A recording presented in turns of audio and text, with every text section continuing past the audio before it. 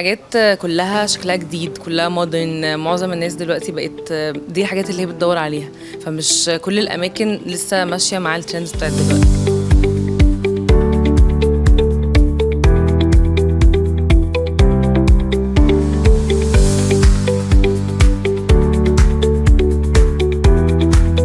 رأيك ايه في الاوفرز الموجودة دلوقتي والاستلام الفوري؟ لا يعني واضح ان الاوفرز كويسه، انا شايفه 15% وكده، فلا يعني كويس. بجد رائع وخطوطه رائعة جدا والديزاين حلو قوي وكل حاجة عجباني. عرفت ان ارت هاوس افتتح اكبر مصنع ليه في دمياط الجديدة، رأيك ايه في الخطوة دي؟ خطوه طبعا يعني ايجابيه جدا towards ان الحاجات لازم فعلا تكون كلها بتتصنع هنا. حاجة حلوة قوي. أولا كفاية إن هي حاجة صناعة مصري، فدي حاجة بنفتخر بيها جدا قبل أي حاجة.